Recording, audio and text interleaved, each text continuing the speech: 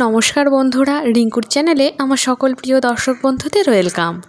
আজ আপনাদের সাথে শেয়ার করছি টক ঝাল মিষ্টি অপূর্ব মিশ্রণে তৈরি একটি অসাধারণ স্বাদের ঢ্যাঁড়স রেসিপি। সাধারণ ঢ্যাঁড়সকে একটু ভিন্ন স্বাদে রান্না করলে কতটা সুন্দর হতে পারে এই রেসিপি তারই প্রমাণ। এই পদটি গরম ভাত, রুটি বা পরোটার সাথে পরিবেশন করুন, সবাই আঙুল চেটেপুটে খাবে। পদটি বানানোর জন্য নিয়েছি ভেন্ডি, কালো সাদা সর্ষে, তেঁতুল আর ফোড়নের জন্য নিয়েছি একটা শুকনো লঙ্কা। পুরো রান্নাটা সর্ষের তেলে বানাবো। কড়াতে সর্ষের তেলটা খুব ভালোভাবে গরম করে নিয়ে শুকনো লঙ্কাটা ফোড়ন দিয়ে দিয়েছি। শুকনো লঙ্কাটা ভাজা হয়ে যাওয়ার পরই ওর মধ্যে ঢ্যাঁড়সটা দিয়ে দিলাম। এখানে একদম কচি ঢ্যাঁড়স নিয়েছি এবং ঢ্যাঁড়সগুলোকে গোটা গোটা রেখেছি। ঢ্যাঁড়সটাকে হালকা করে ভেজে নেব। আপনি যদি আমার চ্যানেলের নতুন দর্শক বন্ধু হয়ে থাকেন তাহলে প্লিজ আমার চ্যানেলটিকে সাবস্ক্রাইব করে পাশে থাকার অনুরোধ রইল। আমার এই নিত্য নতুন রেসিপিগুলো আপনাদের কেমন লাগছে অবশ্যই কমেন্টের মাধ্যমে আমাকে জানাবেন। এখানে আমি ঢ্যাঁড়সটা ভাজার সময় ঢ্যাঁড়সের মধ্যে দিয়ে দিলাম পরিমাণ মতো হলুদ গুঁড়ো আর দিয়ে দিচ্ছি স্বাদ মতো লবণ। এই প্রচণ্ড গরমে টক ঝাল মিষ্টি খাবার খেতে আমাদের সকলেরই আশা করছি একটু ভালোই লাগে, তাই ভিন্ন স্বাদের ভেন্ডির এই রেসিপিটি আপনাদের সাথে শেয়ার করলাম।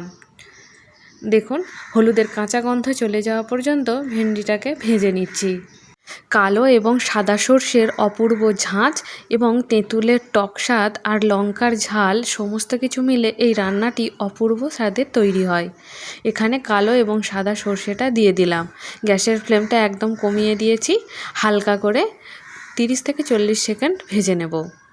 আর এই সর্ষেটা বাটার সময় আমি সর্ষেটাতে লবণ দিয়ে বেটেছি, কারণ লবণ দিয়ে বাটলে সর্ষে তেঁতো হওয়ার সম্ভাবনা অনেকটাই কম থাকে।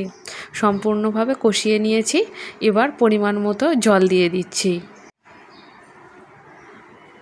এবার গ্যাসের ফ্লেমটা বাড়িয়ে দেব। মশলার সাথে জলটা খুব ভালোভাবে মিশিয়ে নিচ্ছি। এবার ঢাকা দিয়ে দিচ্ছি এবং ফিরে আসছি ঢ্যাঁড়সটা সিদ্ধ হওয়ার পর। 10 মিনিট পর ফিরে আসছি। 10 মিনিট পর ফিরে এসেছি, ঢাকনাটা খুলে নিচ্ছি। দেখুন, জলটাও অনেকটা কমে এসেছে আর ঢ্যাঁড়সটাও সুন্দরভাবে সেদ্ধ হয়ে গেছে। এবার ভালো করে নাড়াচাড়া করে নিচ্ছি। এবার ভালো ফ্লেভার আসার জন্য দিয়ে দিলাম কাঁচা লঙ্কা, দিয়ে দিচ্ছি সামান্য পরিমাণে চিনি আর দিয়ে দেব তেঁতুলের টক। সর্ষেটা বাটার সময় সর্ষের মধ্যে অনেকখানি কাঁচা লঙ্কা বেটেছিলাম। সমস্ত কিছুকে দেয়া হয়ে গেছে।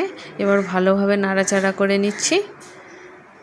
তৈরি হয়ে গেছে টক ঝাল মিষ্টি স্বাদের ঢ্যাঁড়সের এই রেসিপি। এই পদটি গরম গরম রুটি, পরোটা কিংবা ভাতের সাথে খেতে ভীষণ ভালো লাগবে। আজকে এ পর্যন্তই। আবার আপনাদের সাথে দেখা হবে অন্য একটি পর্বে, অন্য একটি নতুন রেসিপির সাথে। ধন্যবাদ।